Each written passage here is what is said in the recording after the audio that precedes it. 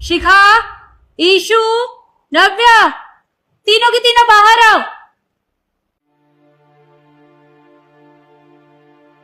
Mummy जी क्या हो गया? सुबह सुबह क्यों चिल्ला रहे हो आप? अरे चिल्लाऊं नहीं तो और क्या करूं? किचन में कप टूटा हुआ पड़ा है, क्या तुमसे टूटा है? अरे मुझसे क्यों टूटेगा? मैं तो गई ही नहीं हूँ किचन में। आप शिखा और यीशु से पूछो, उन्होंने तोड़ा होगा। पर वो दोनों है कहाँ? मुझे क्या पता वो कहाँ पे है। मम्मी जी अपने रूम में होंगी या कहीं और होंगी। मम्मी जी क्या हुआ और आप चिल्ला क्यों रही है? पहले तुम मुझे ये बताओ कि किचन में कप टूटा हुआ पड़ा है, क्या तुमसे टूटा है? मम्मी जी पहली बात तो ये कि वो कप मुझसे नहीं टूटा, और अगर मुझसे टूटा होता ना तो मेरे अंदर इतने मैनर्स हैं कि मैं उन्हें साफ करती ताकि वो किसी के भी पैर में ना लगे। पर मुझे ऐसा लगता है ना, ये सवाल आपको हम दोनों से छोड़ के शिखा से पूछना चाहिए, क्योंकि ये काम ना वही कर सकती है, क्योंकि उसके अंदर मैनर्स नाम की तो चीज है ही नहीं। और जब आएगी ना तो मना करेगी कि ये मैंने तो किया नहीं है, क्योंकि झूठ बोलना ना उसकी फितरत है। As always.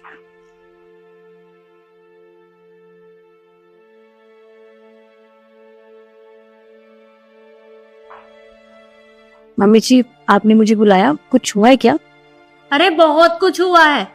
पहले ये बताओ, किचन में कब टूटा हुआ पड़ा है? अगर टूट गया था तो उठा देना चाहिए था ना, मेरे पैरों में लग जाता तो। कब टूट गया तो मैंने नहीं तोड़ा मम्मी जी। हाँ वो मैं जब किचन में गई थी ना। अरे शिखा तुम बस करो, वो कप ना तुमसे ही टूटा है। और मैंने मम्मी जी आपको क्या कहा था कि वो आएगी तो आके वो झूठ ही बोलेगी, क्योंकि झूठ बोलना ना इसकी फितरत है। मैंने बिल्कुल ठीक कहा था। एक बात बताओ, थोड़े से भी संस्कार नहीं सिखाए तुम्हारे माँ बाप ने तुम्हें? तुमसे कोई नुकसान हुआ था, कब टूटा था तो उसे उठा देती। मम्मी जी गई थी नंगे पैर किचन में, उनके पैर में लग जाती। फिर तुम्हें ना सिर्फ अपनी परवाह होती है।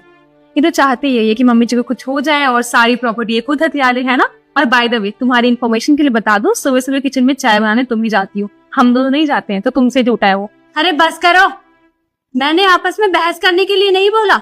मैंने सिर्फ इतना पूछा है कि किचन में कब किससे टूटा है। अरे गलती मानने से तो गई, आपस में बहस कर रही हो तीनों। देखो मैं ये रोज रोज के झगड़ों से ना तंग आ गई हूँ। अरे इससे अच्छा तो मैं तुम तीनों की जिम्मेदारियां बांट देती हूँ, वही सही रहेगा। मम्मी जी मैं तो आपसे कब से बोल रही हूँ कि आप सारी प्रॉपर्टी और सारी जिम्मेदारियां मेरे नाम कर दीजिए और फुर्सत से अपना आराम कीजिए ना। क्या जरूरत है रोज रोज ये सब काम करने की? कैसी बातें करती हो? घर की बड़ी बहू मैं हूँ और मुझे अच्छे से घर संभालना आता है, तो आप सारी घर की चाबियां मुझे दे दीजिए। क्यों शिखा, तुम्हें कुछ नहीं चाहिए? नहीं मम्मी जी, वो तो मैं डिसाइड करूंगी कि किसको क्या देना है। एक काम करते हैं, मैं तुम तीनों का टेस्ट लेकर देखती हूँ। जो टेस्ट में पास होगा उसे मैं जिम्मेदारी और प्रॉपर्टी सब कुछ सौंप दूंगी। पर उससे पहले किचन में जो कप टूटा पड़ा है ना, पहले उसे साफ करो। उसके बाद मुझे सोफे पर आकर मिलना। ठीक है ठीक है। और तुम खड़ी होकर हमारी शक्ल क्या देखती हो? वो कप ना तुम साफ करोगी, समझ में आई? हम नहीं करेंगे। चल फिर।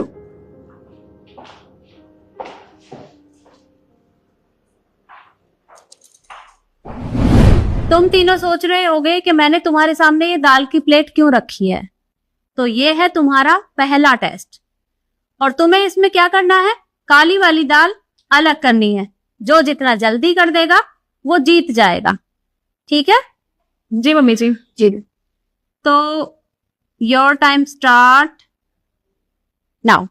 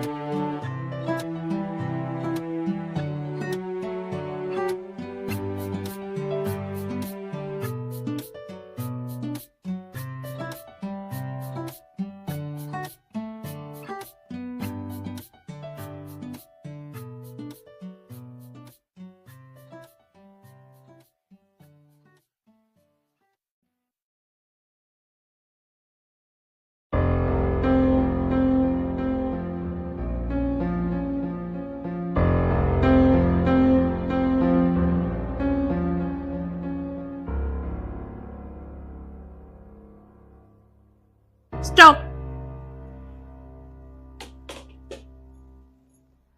अरे वाह नव्या, तुमने तो बहुत ज्यादा दाल साफ की।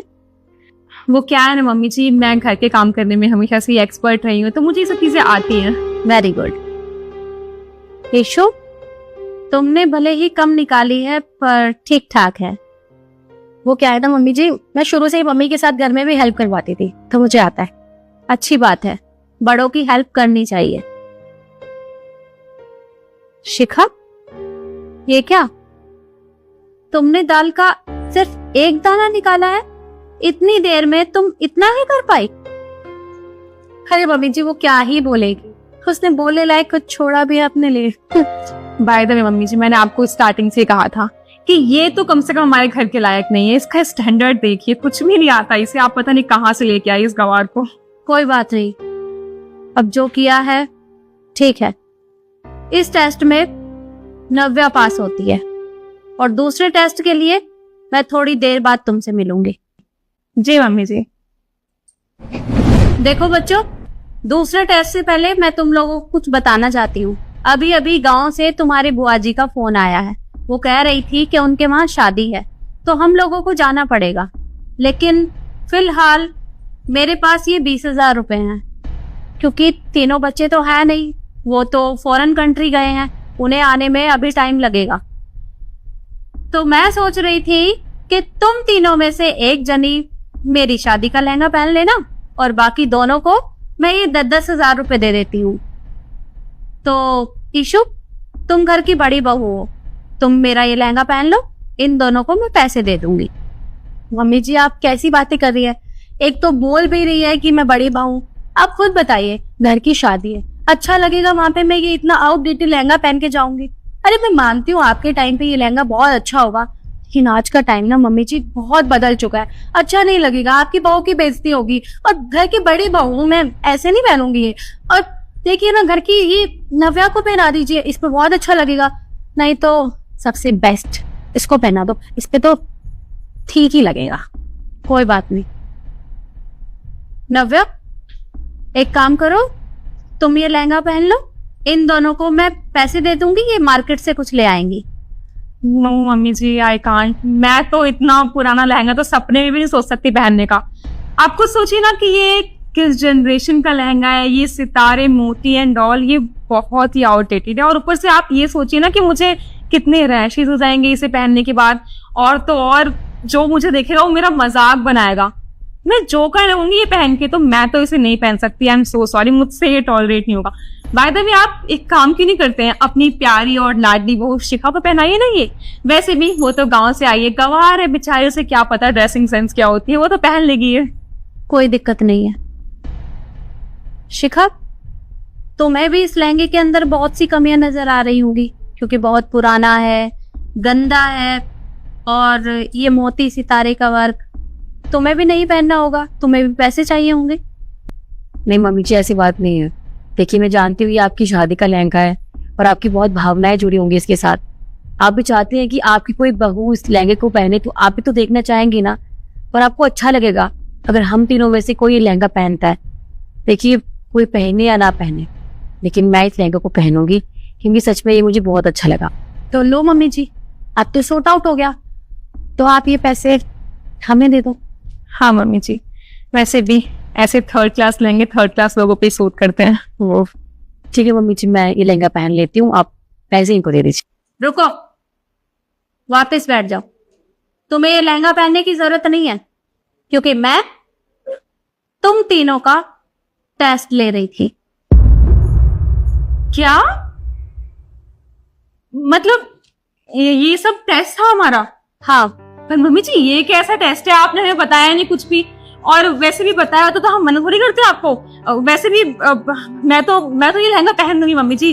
और रेड कलर तो मुझ पे कितना खेलता है, आपको याद है मैंने अपनी शादी में भी इसी कलर का लहंगा पहना था। मैं तो पहन लूंगी, थोड़ा सा एडजस्ट कर लूंगी। नव्या, कोई बात नहीं, तुम पागल हो, तुम छोटी बहू घर की, तुम्हें मम्मी जी पैसे दे देगी। अरे मैं बड़ी बहू, मेरा फर्ज बनता है आपका सारी बात मानना, आपका मान रखना।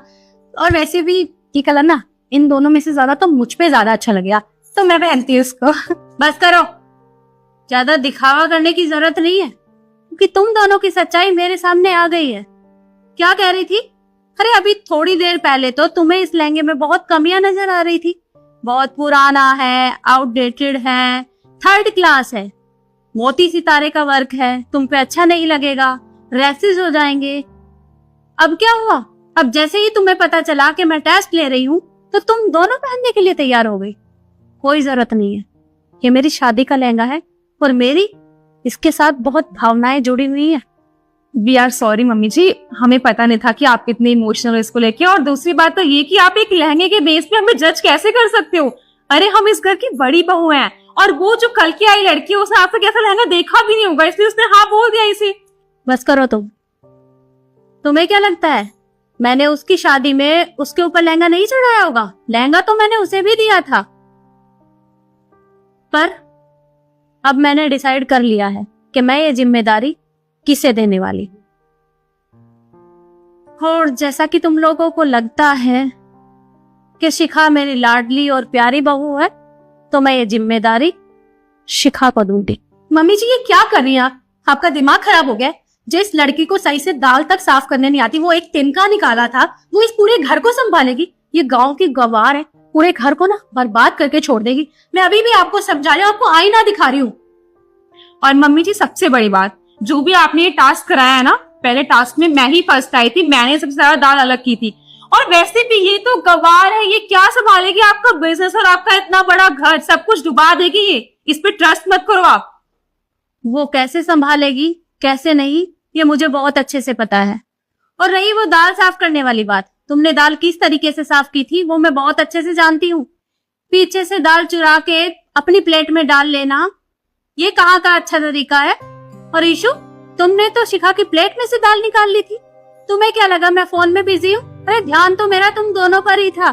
लेकिन इस तरह से चीटिंग करके जीतना कोई जीतना नहीं होता। अरे घर में जितने भी नुकसान होते हैं ना, तुम सारा इल्जाम इसके ऊपर लगा देती हो।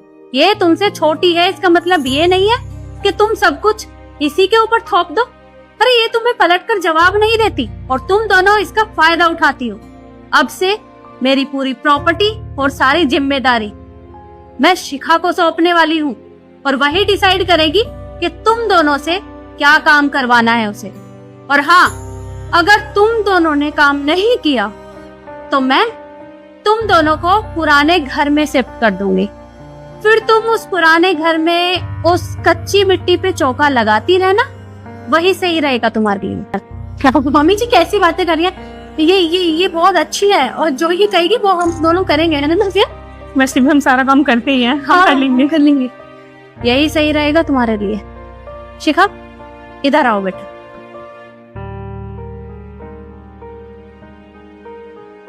ये 20,000 रुपए तुम्हारा इनाम। मम्मी जी मुझे पैसों की जरूरत नहीं थी, मेरे लिए तो आपका प्यार ही काफी है। ये तुम अपने पास रखो। Thank you mummy ji.